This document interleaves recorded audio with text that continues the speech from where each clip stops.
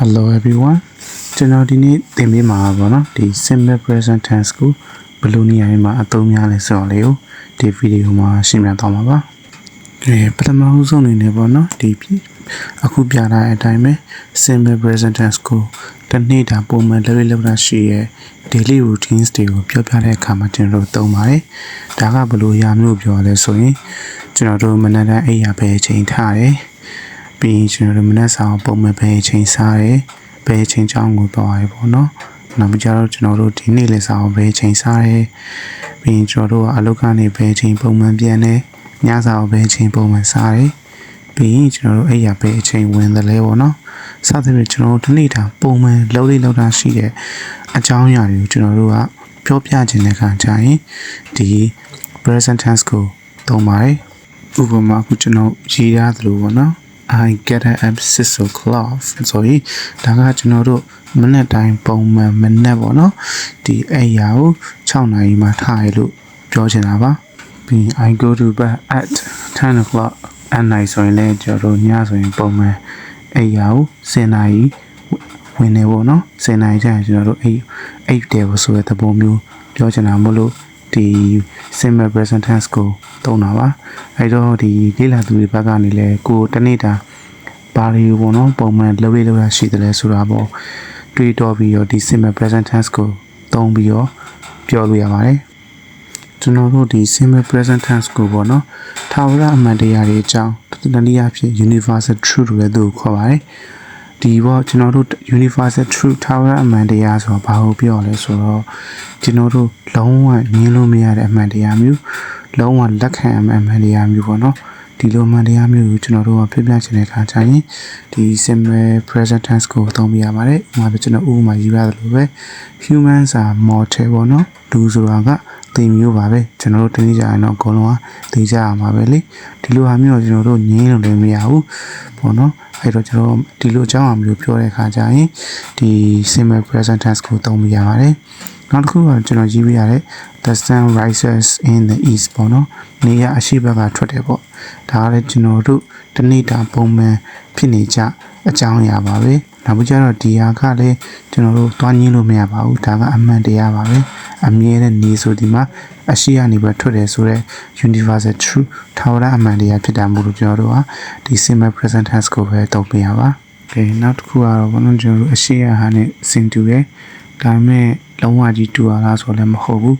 သူကဘာလဲဆိုတော့ဒီ simple present tense ကိုပေါ့နော်ဒီရေဘူးရမှန်တရားအင်္ဂလိပ်လို့ဆိုရင်တော့ general truth ပေါ့နော်ဒီအကြောင်းအရာတွေကျွန်တော်ပြောချင်တဲ့အခါကျရင်လေဒီ simple present tense ကိုသုံးလို့ရပါတယ်ဥပမာကျွန်တော်ဥပမာရေးထားသလိုပေါ့နော်ဒီ women are stronger than men ဆိုရင်ဒီပေါ့မျိုးသမီးတွေကယောက်ျားတွေထက်ပိုပြီးတန်ပါတယ်ဆိုရင်ကျွန်တော်တို့ကဒါကြီးကပြောရမယ်ဆိုရင်လုံးဝကြီးမမှန်ငယ်ဘူးပေါ့နော်အမျိုးသမီးတွေကလည်းမျိုးသမီးတွေထဲမှာလည်းကျွန်တော်တို့ယောက်ျားလေးတွေပူတန်မှာရှိတယ်လို့ယောက်ျားလေးတွေထဲမှာလည်းမျိုးသမီးတွေထက်တန်မှာမျိုးလည်းရှိရမှာမဟုတ်ဘူးလားဟုတ်ပြီနော်ဒါကြီးကကျွန်တော်တို့ 100% အမှန်တရားဆိုပြီးတော့သွားပြီးတော့ပြောလို့မရပါဘူးဒါကြောင့်မို့ကျွန်တော်တို့ကဒီလိုမျိုးဟာရေဘူးရမှန်တရား general truth လို့ပြောတာပေါ့နော်အဲ့လိုမျိုးအရာကြီးပြောမှဆိုရင်လည်းဒီ simple present tense ကိုသုံးပြရပါဒီတစ်ခုမှာတော့ကျွန်တော်မရှင်းပြခင်လေး request တစ်ခုလုပ်ချင်တာပါတိုင်ပင်လေးမှားသွားလို့ကျွန်တော် snow မှာ s ထဲကိုမြည်ချင်ခဲ့ပေါ့နော်ဒါလည်းကျွန်တော်ဒီ maybe keyboard error လည်းဖြစ်မှာပေါ့အဲ့တော့ဒါမှကျွန်တော်ခုရှင်းပြချင်တာကတော့ဒီ is sometimes snow here in winter ဆိုတာက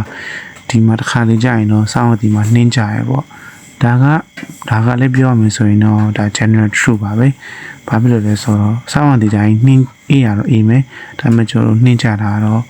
မရှိဘူးပေါ့နော်ဥပမာကျွန်တော်နိုင်ငံမှာဆိုရင်နှင်းဆိုတာမမြင်မှုသေးဘူးပေါ့ကျွန်တော်တို့မှာဆိုရင်ဒီအေးရပဲရှိရဲဆောင်းဒီမှာဒါပေမဲ့နှင်းကြရဆိုတာကတော့ကျွန်တော်တို့မရှိဘူးပေါ့နော်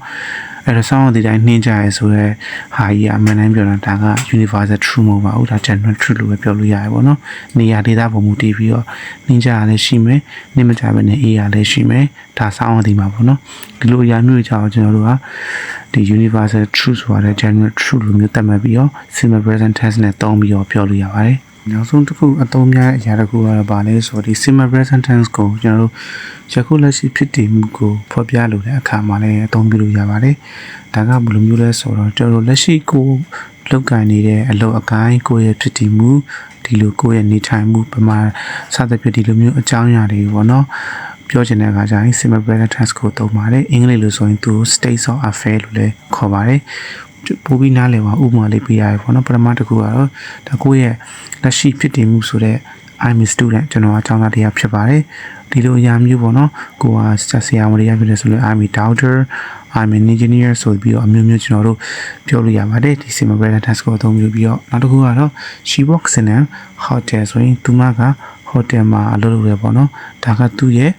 ဒီရက်တည်မှုပုံမှန်ဒါသူမရဲ့အလုပ်လုပ်ကိုင်မှုပေါ့နော်ဒီလိုအကြောင်းအမျိုးကျွန်တော်တို့ကပြောပြချင်ရင်လည်းဒီ simple present tense ကိုသုံးပါတယ်နောက်ထပ်ဥမာရင်းနဲ့ပြောရမယ်ဆိုရင် she lives in ရန်ကုန်ဆိုရင်သူမရန်ကုန်မှာနေရပေါ့